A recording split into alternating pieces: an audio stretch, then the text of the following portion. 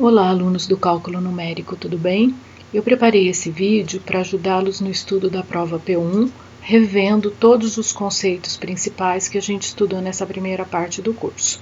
Então, lembrando a parte de zeros de funções, onde nós falamos sobre isolamento de raízes, método da abscissão e o método de Newton-Raphson, e nessa segunda parte, métodos iterativos para sistemas lineares, mais especificamente o método do Gauss-Jacob. Estou deixando meu e-mail para qualquer dúvida que vocês tiverem nesse processo de estudo.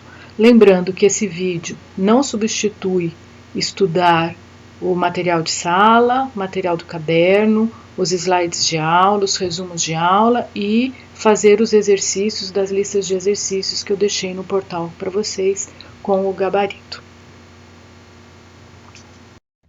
Bom, vamos lá. O primeiro assunto, o assunto de zero de funções, que é o problema onde é dada uma função e o nosso objetivo é encontrar um valor de x que resolve a equação f de x igual a zero.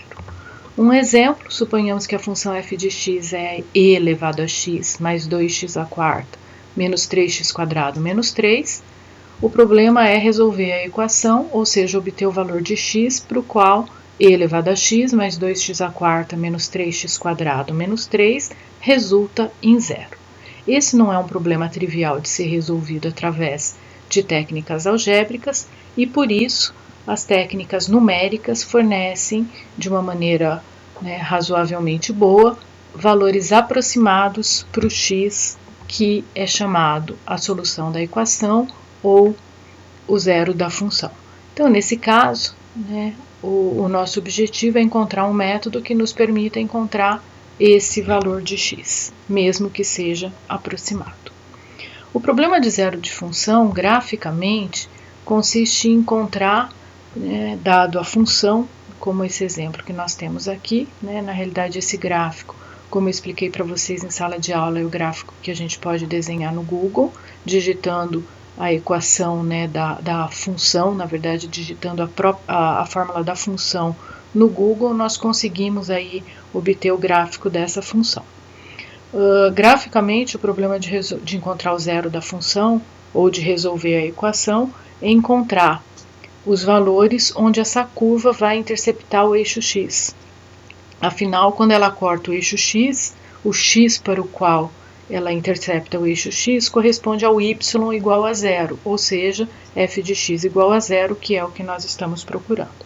Nessa função desse nosso exemplo acima, nós conseguimos perceber que ela tem dois zeros da função que estão demonstrados aí no nosso gráfico. Inúmeras vezes a gente não consegue o gráfico da função ou uma boa escala para determinar esses valores procurados, os zeros da função ou as raízes da equação. E para isso nós usamos algumas técnicas algébricas. A primeira delas, ou a técnica mais usual, é a técnica do isolamento das raízes, que consiste basicamente em simular o gráfico através da tabela de valores.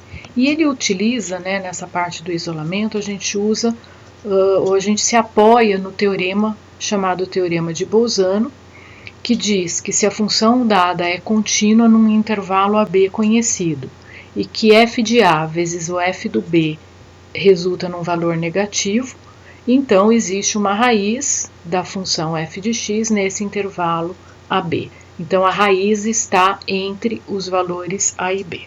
Lembrando que essa condição, o f do A vezes o f do B, corresponde aos y em A e em B, e eles devem ter sinais opostos para garantir a existência da raiz.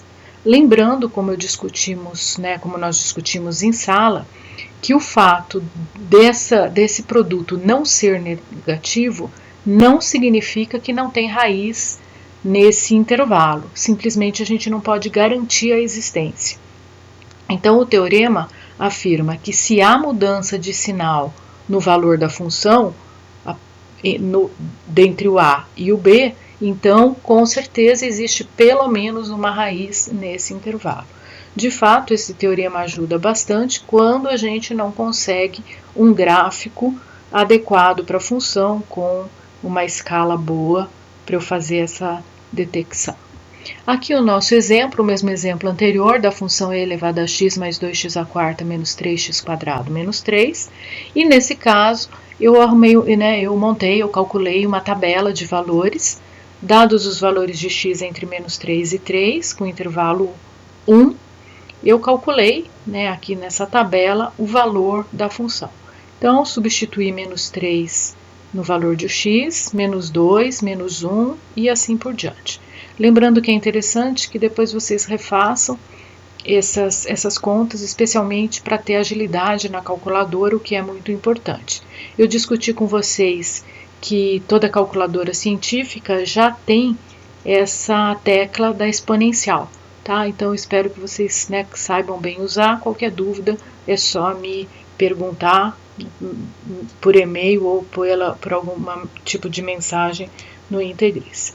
Bom, de fato, essa tabela então foi construída substituindo os valores de x, e quando nós percorremos o valor de f de x, a gente percebe que aqui há uma mudança de sinal.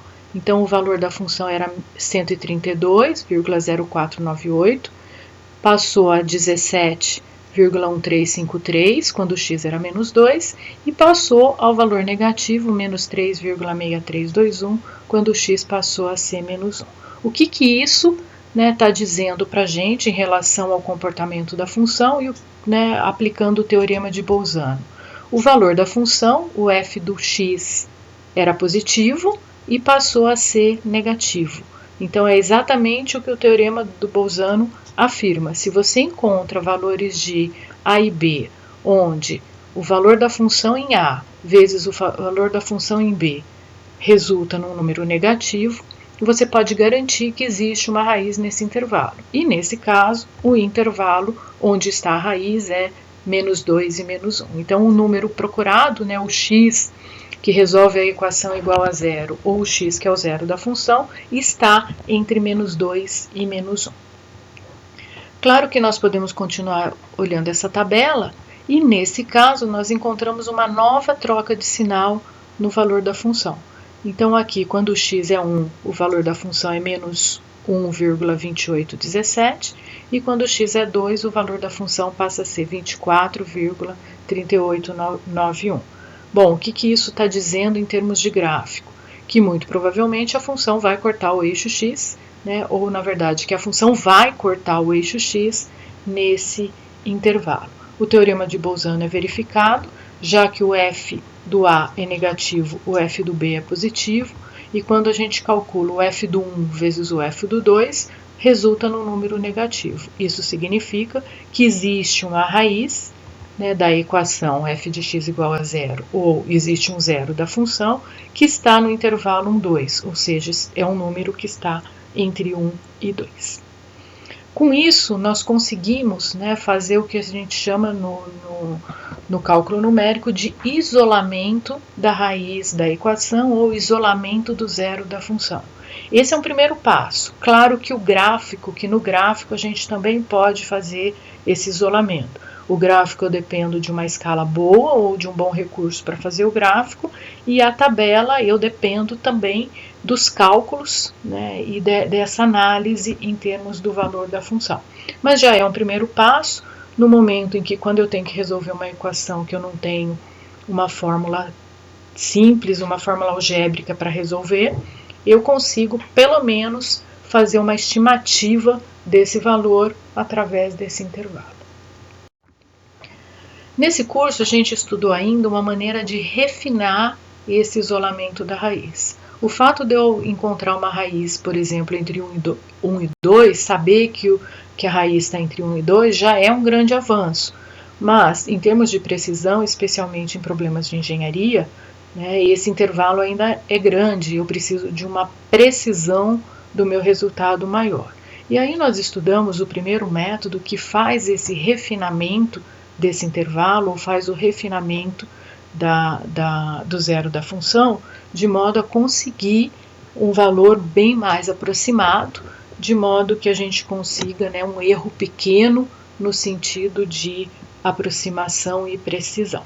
O método da bissecção que nós estudamos, ele consiste basicamente num refinamento a partir do isolamento da raiz. Então, para o método ser aplicado, o primeiro passo é ter um intervalo AB onde o teorema de Bolzano é válido, ou seja, um intervalo AB onde o f do A vezes o f do B resulta num número negativo. A partir daí, o método da bissecção vai reduzir o intervalo ao meio sucessivamente, até que o tamanho do intervalo seja pequeno e, portanto, a gente consiga aí uma boa precisão para o valor do zero da função ou da raiz da equação. Aqui tem o algoritmo, o mesmo algoritmo que a gente estudou em sala, lembrando que para o algoritmo funcionar, eu preciso desse intervalo inicial e, em geral, de uma precisão que está associado ao número de etapas que eu vou trabalhar nesse método, e essa precisão é uma precisão que é dada e ela tem a ver com o erro e com o valor aí, com a aproximação do valor que eu vou obter. Bom, vamos imaginar dois exemplos aqui no canto. Eu tenho uma função f de x, com essa curva crescente, e eu tenho um outro exemplo, uma função decrescente, e a, b são os intervalos dados que estão apresentados aqui. Então, é bastante interessante a gente notar que, no primeiro exemplo, o f do A é negativo e o f do B é positivo, ou seja, o teorema de Bolzano é válido no intervalo AB, e no segundo exemplo, o f do A é positivo, o f do B é negativo, e, portanto, o teorema de Bolzano também é válido no intervalo AB, já que essa função é contínua. Bom, o passo 1 do algoritmo é inicializar o contador. O contador é o número de repetições sucessivas que o método vai realizar. E aí o passo 2, que é o passo importante, ele vai encontrar o ponto médio do intervalo AB. Então ele chama de xk, usando o contador como índice, o ponto médio no intervalo AB. Então, no caso, algebricamente, esse ponto do meio ele é calculado como A mais B dividido por 2. No primeiro exemplo ali está o xk, e no segundo exemplo, o xk, aí o ponto médio também calculado como a soma de A com B e o resultado dividido por 2. Bom, nesse passo ainda do algoritmo vai ser testado se o tamanho do intervalo é menor que a precisão, e nesse caso aí o algoritmo encerra tendo xk como a solução aproximada para o meu problema, de acordo com a precisão epsilon. Caso o tamanho do intervalo não seja pequeno o suficiente de acordo com a precisão, o algoritmo vai para o passo 3, onde é feito aí um teste para determinar se a raiz estará no intervalo entre A e xk ou entre xk e b. De fato, o que vai ser feito aqui é que o novo intervalo contendo o zero da função vai ser ou A xk ou xkb. Como nós não temos no algoritmo o gráfico como acompanhamento, a gente usa a álgebra para simular e para determinar quem é esse novo intervalo, testando a condição do teorema de Bolzano. Então, no primeiro exemplo, no exemplo aqui de cima, a gente pode perceber que o novo intervalo é entre A e xk, que é exatamente onde está o zero da função. Enquanto que no segundo exemplo, aqui embaixo, o novo intervalo é entre xk e b, que é onde está o zero da função e onde vale o teorema de Bolzano. Pelo algoritmo, a gente faz apenas um teste. A gente testa se o f do A vezes o f do xk é negativo, ou seja, a gente testa se o novo intervalo A xk contém a raiz ou verifica o teorema de Bolzano. Nesse caso, o que é feito? O B passa a ser o xk. Então, o novo intervalo, AB, é o antigo intervalo AXK. Já quando essa condição não é válida, que é o que acontece no exemplo B, o f do A vezes o f do xk não é negativo, no nosso exemplo os dois valores são positivos, então o produto não dá negativo, não há troca de sinal do valor do y, o que o teorema vai fazer? O teorema de Bolzano não garante que nesse intervalo a raiz, que esse intervalo contém a raiz, né, não está garantido. Então, o que o algoritmo vai fazer? Ele vai trocar o A por B. Então, agora o A vai assumir o valor do xk. Então, o novo intervalo, AB, é o antigo intervalo xkb. Depois disso, né, o contador é incrementado e o algoritmo começa a repetição. Ele acha novamente o ponto do meio do intervalo, desse novo intervalo AB, verifica se a nova raiz está entre A e xk ou entre xk e B, fazendo o teste do teorema de Bolzano, e ele prossegue sucessivamente. Aqui eu tenho um exemplo. Eu usei o Excel, aquela planilha que eu deixei disponível para vocês lá no material do Integris, como, né, material opcional para quem tem interesse aí em trabalhar de um modo, né, numérico mais interessante com os problemas. Essa é a mesma planilha que eu usei lá no PEX, que eu fiz na pré-aula. Mas, de fato, o que nos interessa aqui é conseguir, né, montar essa planilha, completar essa planilha, resolvendo os problemas manualmente. Essa planilha que já está completa, vamos olhar detalhe como ela foi construída. A função é a função e elevado a x mais 2x à quarta menos 3x quadrado menos 3, a mesma que nós já detectamos os intervalos, né, já fizemos o isolamento das raízes, então nós já temos, né, a garantia que existe uma raiz, por exemplo, entre 1 e 2, que é o que eu vou usar aqui. Bom, lembrando que nessa tabela, né, a gente tem todos os dados que vão simular o nosso algoritmo. Importante ressaltar que essa tabela é um modelo de tabela que eu usei em sala, é uma tabela completa, mas vocês podem, né, simplificar essa tabela ou mesmo fazerem as contas, os processos, a simulação do algoritmo de uma outra maneira. Essa tabela é o mais organizado possível que a gente pode deixar. Então, nessa tabela, a primeira coluna é o contador, na verdade ele é o K, a iteração é o K, aí o intervalo AB, o xk, que é o ponto médio, então lembrando aqui que para calcular o ponto médio eu faço A mais B sobre 2, aí eu vou calcular o valor da função, tanto no A, quanto no B, quanto no x. Isso corresponde, para quem não lembra, a substituir o valor de A na função, substituir o valor de B na função e substituir o valor de x na função, que nesse caso aí está apresentada aqui em cima. Esses valores são calculados somente para testar o teorema de Bolzano e para determinar o intervalo da próxima iteração. A última coluna é o tamanho do intervalo, que corresponde ao erro, e a ideia é que o erro seja menor ou igual à precisão que foi dada. Então vamos, né, pensar aqui, vamos olhar a primeira linha dessa tabela. Na primeira linha, o A e o B, né, a primeira linha corresponde à iteração inicial, iteração onde o K vale 0. O A e o B foram dados através, né, do teorema, da fase de isolamento, então pode ter sido pelo gráfico ou pela tabela que a gente fez anteriormente. Aí eu calculei o xk é o ponto médio, A mais 1 mais 2, 3 dividido por 2 dá 1,5. Calculei o f do A, substituí 1 na função, f do B, substituí o 2 na função, e o f do x, substituí 1,5 na função. E o tamanho do intervalo, B menos A, 2 menos 1, igual a 1. Nessa etapa, o tamanho do intervalo não é menor do que a precisão, então nós vamos testar o teorema de Bolzano entre o f do A e o f do x, entre A e x.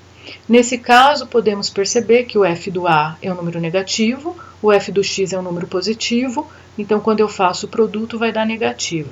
Isso diz que o novo intervalo deve ser A e x, e de acordo com o algoritmo, eu vou substituir na próxima etapa o B, e assim prosseguimos. Então percebam que agora, na iteração 1, no passo 1, o valor do B, tá aqui, é o valor do xk. O valor do A se repete. Sempre um é alterado, ou A ou B, e o outro se repete. Então, por que o B se repetiu? Porque eu tenho a garantia que a raiz está entre 1 e 1,5.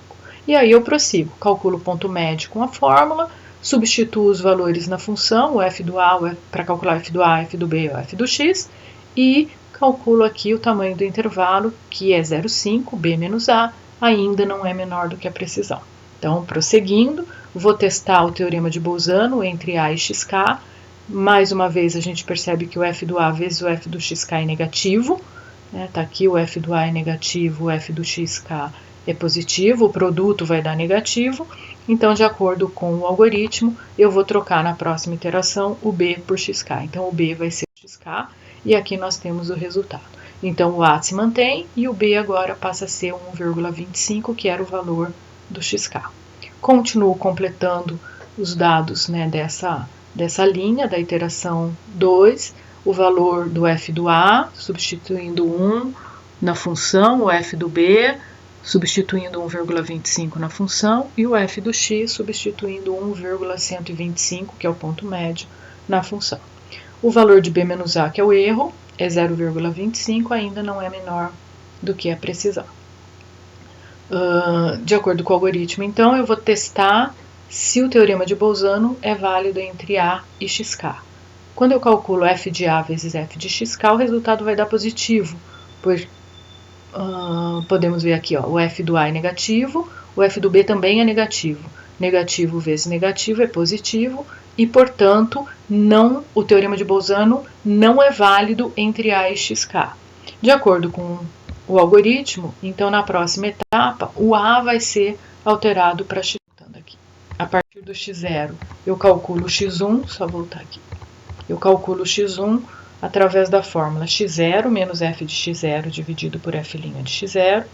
A partir do x1, eu calculo x2 através da fórmula x2 é igual a x1 menos f de x1 dividido pela derivada em x1 e assim sucessivamente. Bom, aqui a gente tem um exemplo, mais uma vez eu usei a planilha do Excel, a mesma planilha que eu disponibilizei para vocês lá no Integris, e a planilha que eu ensinei a construir no PEX que nós fizemos aí na pré-aula. Mais uma vez eu estou usando a função, né, do início aqui da nossa apresentação, do nosso vídeo, que é a função e elevada a x mais 2x à quarta menos 3x² menos 3. Nesse caso, eu preciso da derivada dessa função, e a derivada está aqui calculada. Derivada da exponencial é ela mesma, derivada de 2x², 8x ao cubo, e a derivada de 3x², 6x, a derivada da constante é zero. Então, aqui está a fórmula da derivada da função. Seguindo, né, a estratégia de cálculo, a gente pode montar essa planilha. Mais uma vez, essa planilha ou essa tabela não é a única forma de eu resolver o exercício, mas como eu falei em sala, é uma maneira organizada, onde a gente consegue, né, ter todos os dados de modo organizado para poder conferir, para poder fazer uma análise mais completa do que está acontecendo aí no meu algoritmo. Bom, vamos lá. Primeira, o que é importante? Que cada linha é uma iteração, é um valor de k. O primeiro valor, né, do x, ele é um valor dado externamente, é o chute inicial ou aproximação inicial. Nesse caso, eu escolhi o valor 1, já que eu sei que existe uma raiz entre 1 e 2, então, de algum modo, né, foi uma aproximação inicial já próxima da raiz. Para poder calcular o xk mais 1 pela fórmula, né, ou para poder calcular o x1, eu preciso do f do x, que está aqui calculado, eu substituí 1 na função. Eu preciso calcular o f' do x, então eu substituí o x na derivada da função. E aí eu calculo o xk mais 1 usando a fórmula xk mais 1 é o xk menos f de xk dividido por f' de xk. E aí eu tenho a nova aproximação. Então, eu tinha a aproximação 1 para o zero da função, agora a aproximação é 1,271649. Nessa etapa, o erro do método de Newton é a nova aproximação menos a aproximação inicial.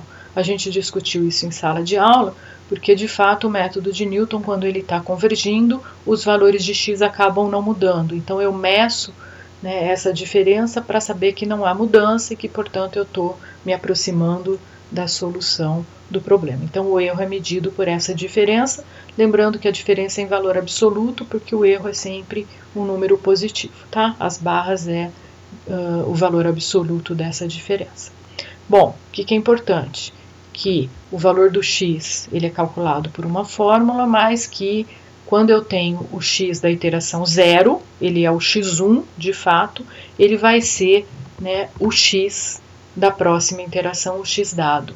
Então, tá aqui o x1, ele se repete para a próxima linha. Então, isso se mantém. Vocês podem observar que sempre o xk, a partir da iteração 1, claro, ele é o xk mais 1 da iteração anterior. Tá? Então, eu uso o x anterior para começar a fazer aí a iteração.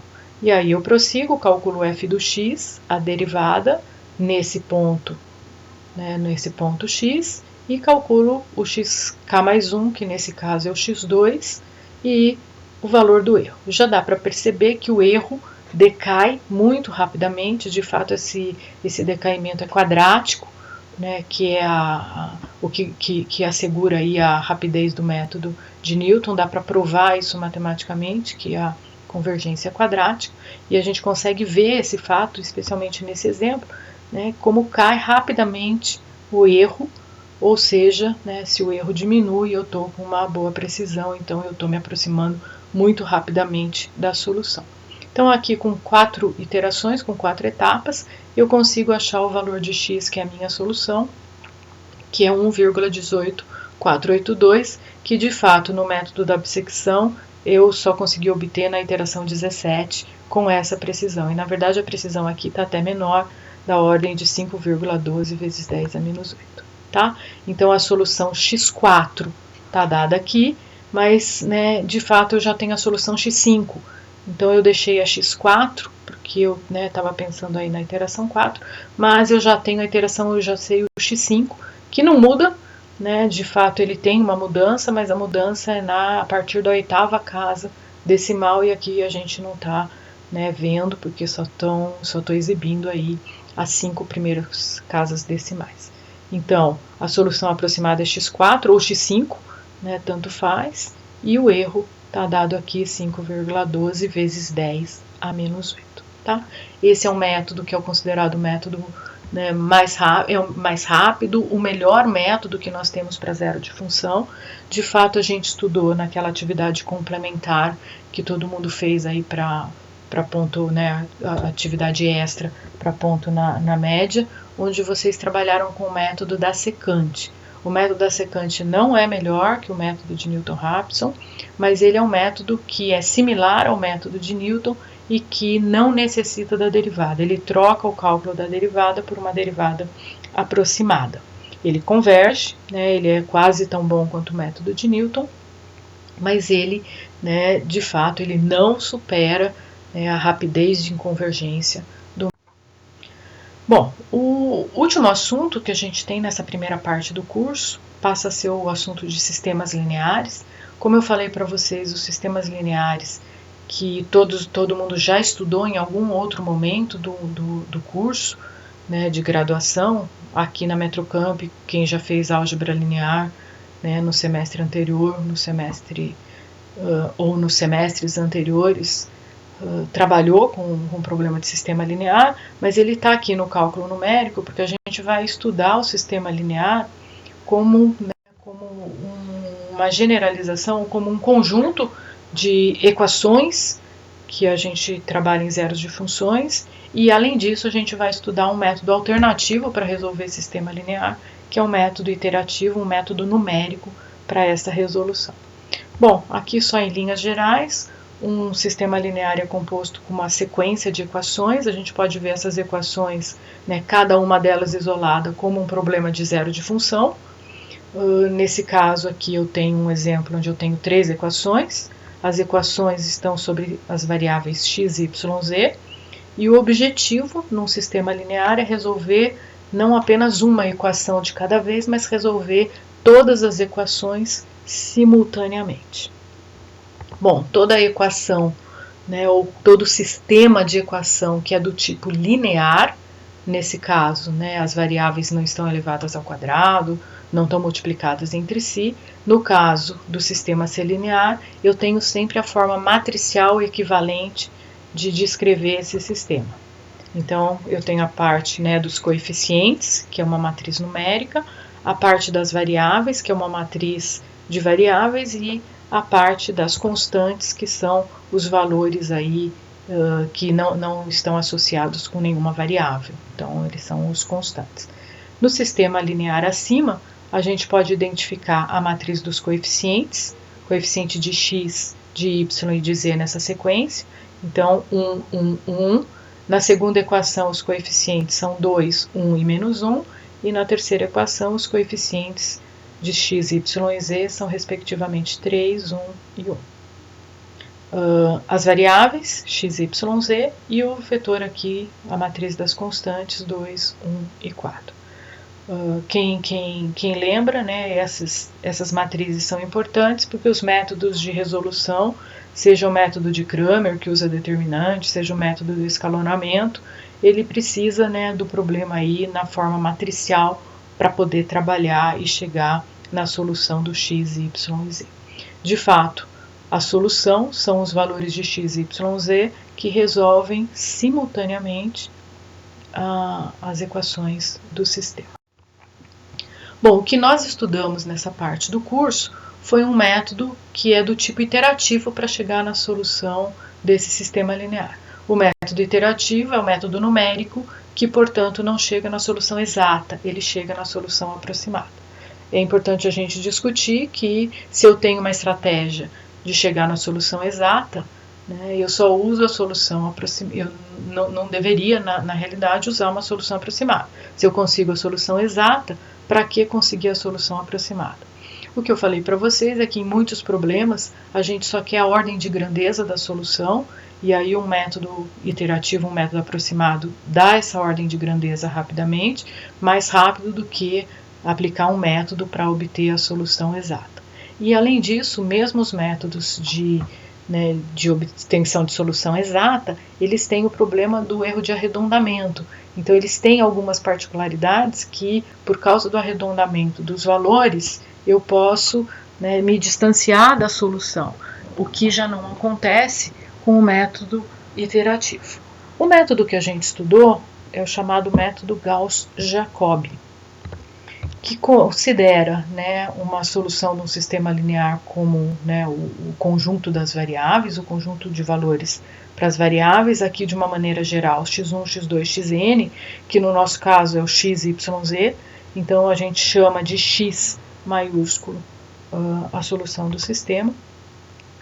E o método de Gauss-Jacobi, ele parte de uma solução inicial x0, né, um chute inicial dado, e ele vai gerar uma sequência de novas aproximações ou de novas soluções para cada uma das variáveis, utilizando uma estratégia que é chamada estratégia do ponto fixo. Bom, essa estratégia consiste em construir algumas equações iterativas, isolando cada variável em uma das linhas, então isolando xi na linha i, mais especificamente isolando x na primeira equação, isolando y na segunda equação, isolando z na terceira equação. Então eu consigo um conjunto de equações chamadas iterativas, e para cada solução xk dada, eu calculo a nova solução, a nova aproximação, substituindo os valores de xk nas equações iterativas. De fato, né, esse método é um método que é simples de ser aplicado, mas que não tem convergência garantida em qualquer situação. Para a gente garantir que o método tenha convergência para a solução do problema, é necessário algumas condições sobre o problema, especialmente sobre a matriz dos coeficientes do sistema linear. Um dos critérios que garante a convergência é chamado critério das linhas. Então, a gente garante que, né, o método de Gauss-Jacobi converge para a solução quando o critério das linhas no sistema linear ele é válido. E para lembrar, o critério das linhas, ele diz que em toda linha da matriz dos coeficientes do sistema, o módulo do elemento que está na diagonal é maior que a soma dos módulos dos demais elementos dessa linha.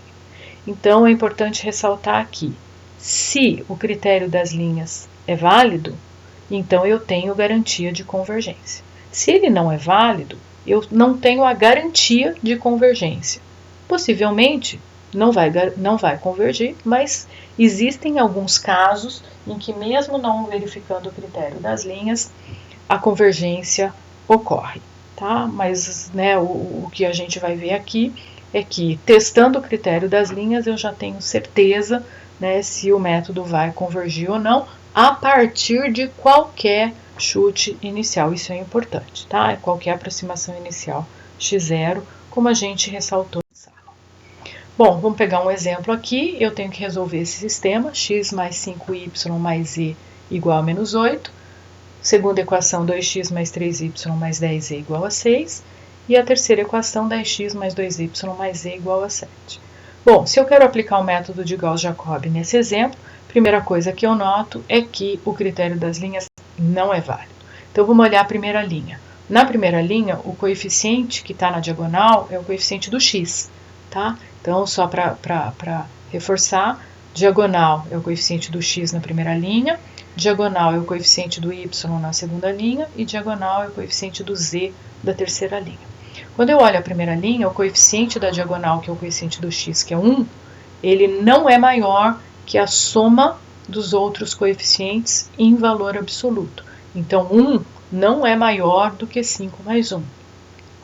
Basta, né, que em uma das linhas o critério não seja válido para que ele não seja válido no sistema todo.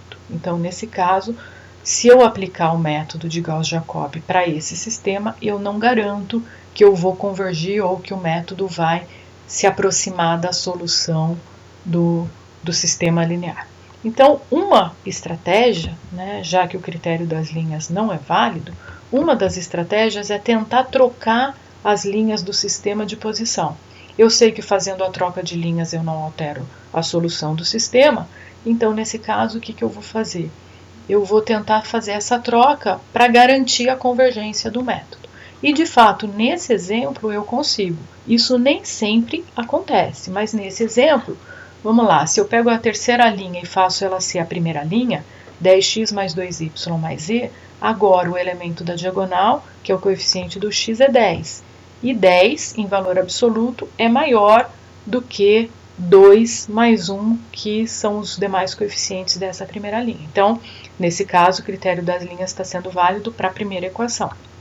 Para a segunda equação, né, se eu escolher a equação x mais 5y mais z igual a menos 8 como segunda equação desse novo sistema, que era a primeira equação do sistema antigo, eu tenho o critério das linhas sendo válido.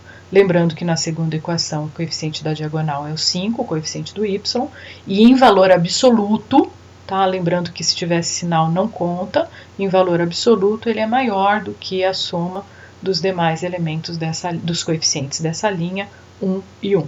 Tá? Então o critério das linhas é válido. E a última linha desse sistema, sendo a linha 2 anterior agora a terceira linha, o elemento da diagonal dessa terceira linha é o 10 em valor absoluto, e ele é maior do que 3 mais 2, ou seja, o critério das linhas é válido nesse caso. A partir daí, tendo o critério das linhas válido, eu monto as equações iterativas como? Na primeira linha eu isolo x, então vamos lá, como que eu isolo x?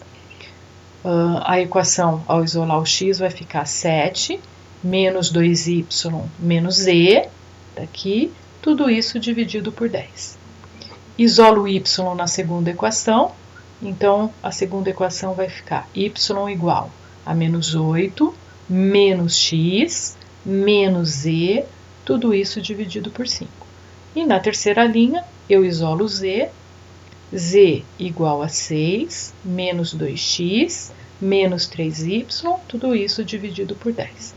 Então, as equações iterativas são as equações que me permitem chegar nas soluções, né, x, y, z do sistema linear. Eu coloquei aqui para indicar o k e o k mais 1. K mais 1 é o que vai ser o próximo, né, valor, e o k é o valor que é dado. Então, eu tenho, né, os novos valores de x, y, z são calculados em função dos valores k dados, xk, yk e zk. Bom, claro que eu preciso, né, de uma aproximação inicial para prosseguir. Eu coloquei aqui a solução usando a planilha do Excel, que eu já disponibilizei para vocês lá no Integris também. E nesse caso eu estou supondo que o chute inicial, que é a aproximação inicial, para o x é menos 1, para o y é 0 e para o z é menos 1. Desculpa, para o z é 1. Então, a partir dessas aproximações dadas, o que eu vou fazer? Eu vou substituir esses valores x, y, z aqui em cada uma das equações iterativas e obter os novos valores de x, y, z. Então, por exemplo, como é obtido o novo valor de x? O x1. 7 menos 2 vezes, e aí eu troco o y por 0, menos 1, troco o z por 1. Tudo isso dividido por 10 resulta em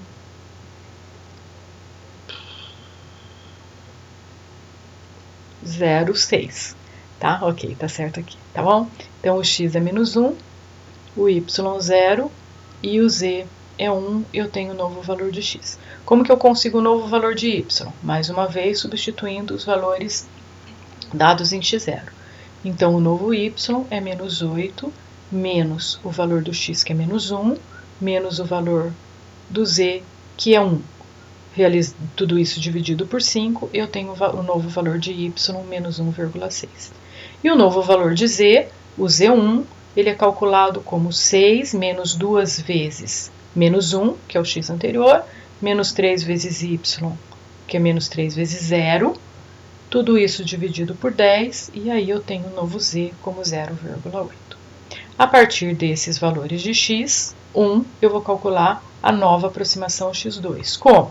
Usando as mesmas equações iterativas, agora substituindo nessas equações iterativas xk por 0,6, yk por menos 1,6 e o zk por 0,8.